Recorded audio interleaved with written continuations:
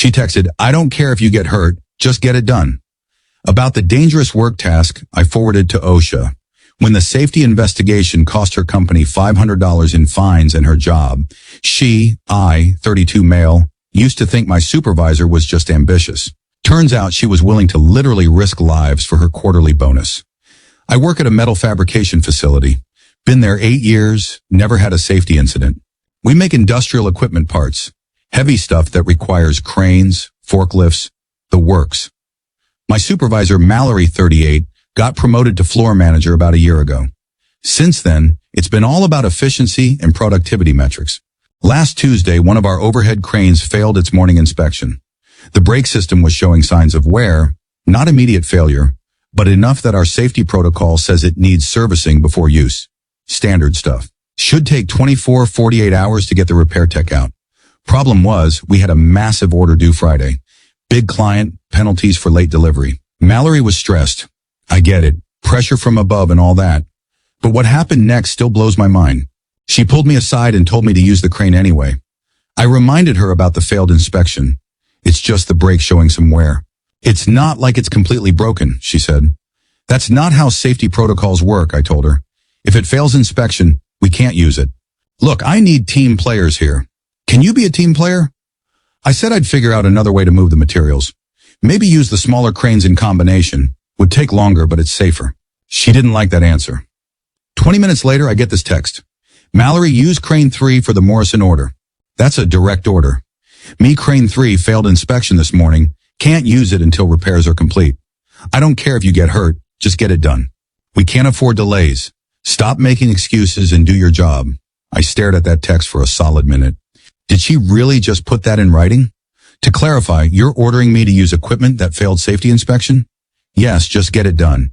If you can't handle the pressure, maybe this isn't the right job for you. I screenshot everything, clocked out for lunch, drove home, submitted a complaint to OSHA with the screenshots attached. Then I went back to work and used the smaller cranes like I'd suggested. Took twice as long, but nobody died.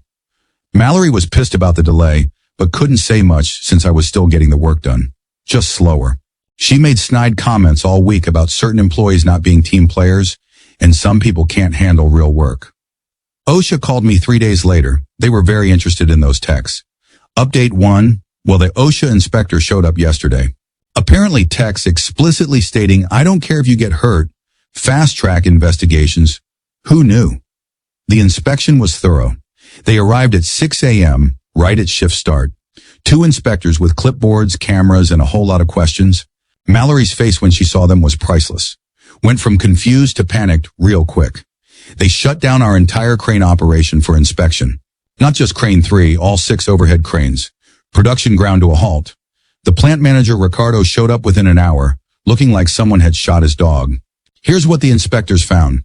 Crane 3's brake system was indeed failing, no surprise. 2 other cranes had overdue maintenance. Safety inspection records had been modified to show past inspections. Multiple safety violations related to rushing maintenance checks. But the real kicker, they interviewed employees. Privately, one by one. Turns out I wasn't the only one Mallory had pressured. They had. Joaquin from shipping said she made him use damaged rigging equipment. Amanda from quality control reported being told to skip safety checks to speed up processing.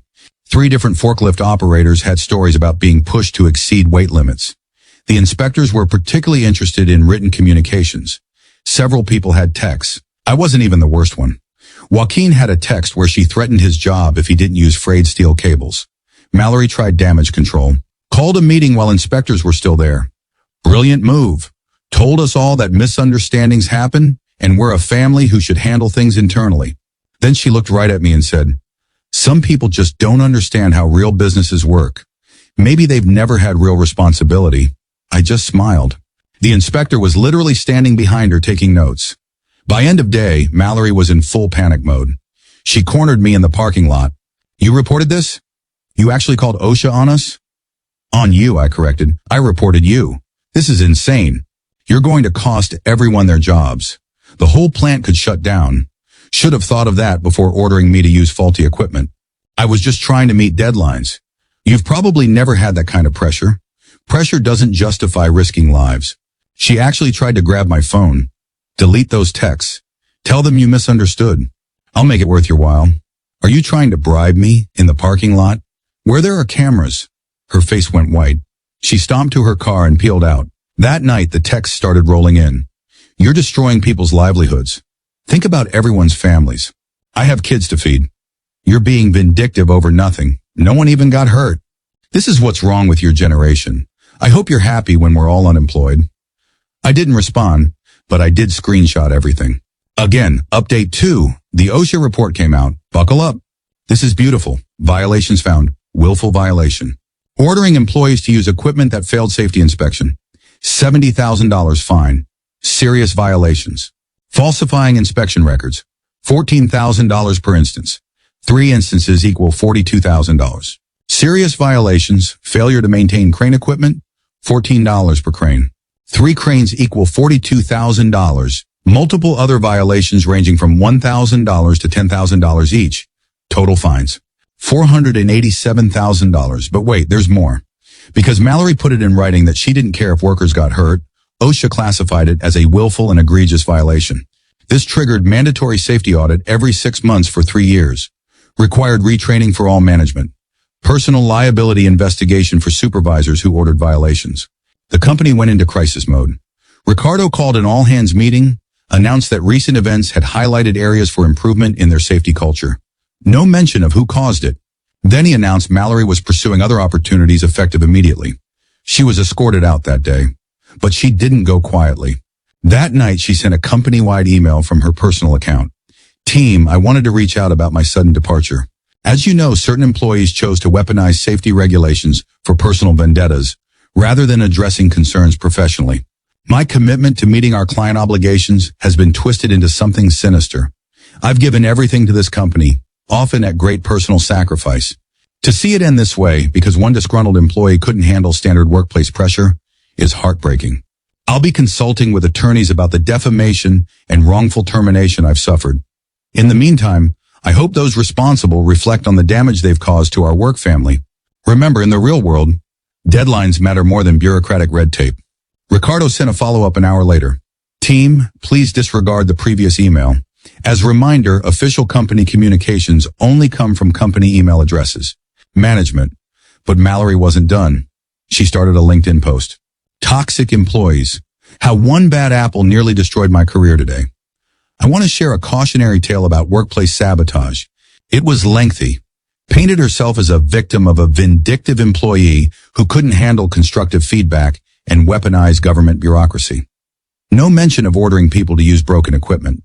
The comments were initially supportive until someone linked the OSHA report. Public record, fully searchable. The phrase, "I don't care if you get hurt," was highlighted in the official findings.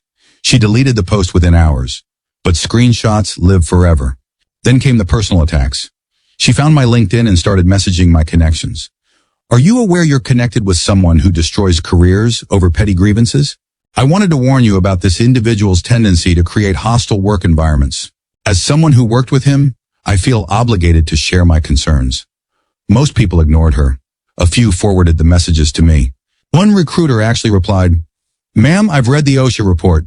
Please don't contact me again." She tried a different approach. Showed up at the plant during shift change. Security wouldn't let her in, but she stood at the gate with a sign.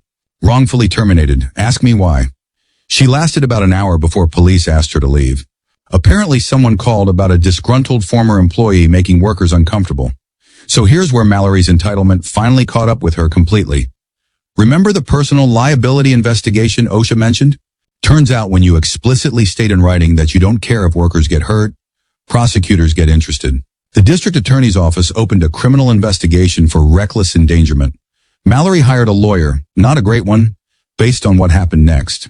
She tried to sue me for defamation for reporting her to OSHA, intentional infliction of emotional distress, interference with prospective economic advantage, conspiracy to commit wrongful termination. Her lawyer actually filed this nonsense.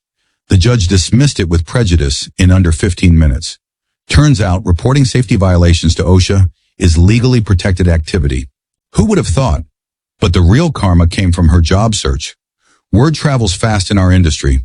She applied to every fabrication facility within 200 miles.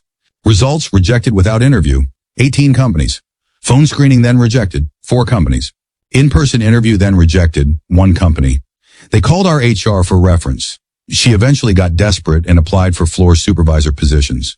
Lower pay, but better than nothing. One company was interested until their safety manager Googled her name. The OSHA report was the first result. Last I heard through the grapevine, she's working at a retail store, ironically in their safety equipment section, still owes her lawyer $15 for the failed lawsuit. House is in foreclosure. Apparently she was living way beyond her means. Ex-husband is using the OSHA report in custody hearings. The criminal investigation resulted in 100 hours community service and 2 years probation. The judge said she was lucky nobody actually got hurt or she'd be facing jail time. The plant? We're doing better than ever. New safety manager takes things seriously.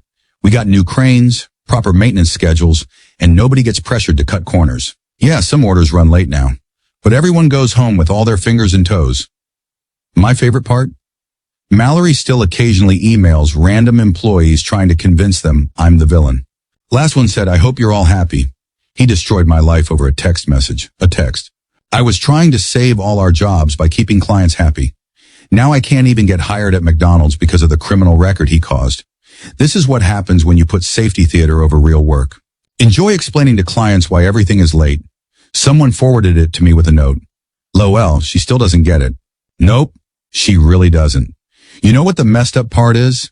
All she had to do was wait 48 hours for the crane repair. That's it. Order would have been 1 day late, maybe a small penalty. Instead, she cost the company $500,000, got herself fired, earned a criminal record, and became unhirable in her field. All because she texted, I don't care if you get hurt. Play stupid games, win stupid prizes, and in safety-critical industries, the prizes include OSHA fines and criminal charges. I'm still at the same job. Got a raise, actually. Turns out companies value employees who stop them from getting massive fines. Weird how that works. Thanks for reading. Stay safe out there. And remember, if your boss texts you to ignore safety protocols, screenshot that gift from the karma gods.